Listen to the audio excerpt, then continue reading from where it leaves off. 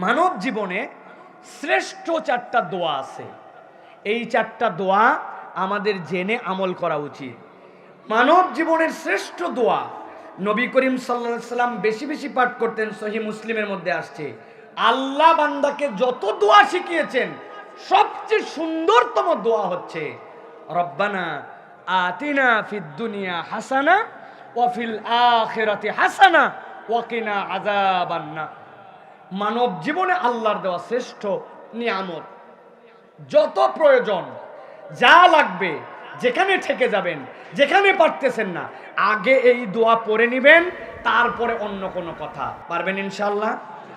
বাচ্চার পরীক্ষা, নিজের অসুস্থতা, অপরের প্রয়োজন, একটা রিক্সা দরকার, যাচ্ছি যানজট বেঁধে গেছে, রাস্তাটা জ্যাম, বাজারে যেন একটু কম দামে জিনিসটা পাই, কেউ যেন আমাকে না ঠকায়, আমার মাহফিলটা যেন সুন্দর হয়, যার যা প্রয়োজন, রব্বানা আতিনা ফিদ দুনিয়া হাসানা ওয়া ফিল আখিরাতি হাসানা ওয়া কিনা আযাবান্নার। আল্লাহর নবী জীবনে যত দোয়া পড়ছেন সব দোয়ার সমকক্ষ এই এক দোয়া আল্লাহর নবী তার চেয়ে বেশি পড়ছেন। সহিহ মুসলিমের হাদিস। আল্লাহ আমাদেরকে এই একটা আমল করার তৌফিক দেন, বলেন আল্লাহুম্মা আমিন। 2 নম্বর, জান্নাতের প্রার্থনা আর জাহান্নাম থেকে বাঁচার দোয়া। এটা আমাদেরকে বেশি বেশি করতে হবে। হাদিসের মধ্যে আসছে, আল্লাহুম্মা ইন্নী আসআলুকাল জান্নাহ ওয়া আউযু বিকা মিনান নার। বলেন আল্লাহুম্মা ইন্নী আসআলুকাল জান্নাহ ওয়া আউযু বিকা মিনান নার। এটা তিরমিজির হাদিসের মধ্যে আসছে। রাসূলুল্লাহ সাল্লাল্লাহু আলাইহি ওয়াসাল্লাম বলছেন, যখন কোনো ব্যক্তি আল্লাহর কাছে জান্নাত চায় আর জাহান্নাম থেকে মুক্তি চায়, জাহান্নামের আগুন থেকে মুক্তি চায়, দিনের মধ্যে কেউ যদি 3 বার এই দোয়া করে, আল্লাহ তাকে জান্নাত দিবেন, জাহান্নাম থেকে মাফ করে দিবেন। এই দোয়াটা শিখতে পারবো না আমরা ইনশাআল্লাহ? তাহলে প্রথমটা রব্বানা আতিনা, 2 নম্বরটা জান্নাত চাই, জাহান্নাম থেকে মুক্তি চাই, 3 নম্বর দোয়া ইউনুস, সকল দোয়ার বাপ। এইটা আমরা বলি না, এবার তোর বাপ আইছে, দেখ কি খেলা হয়। আল্লাহ রাব্বুল আমিন তার আদরের বান্দাদের জন্য দোয়ার একটা মগজ দান করছেন। কি দোয়া? লা ইলাহা ইল্লা আনতা সুবহানাকা ইন্নী কুনতু মিনাজ জালিমিন। হাদিসের মধ্যে আসছে, নবীজি বলছেন, এর থেকে অভিনব দোয়া নাই।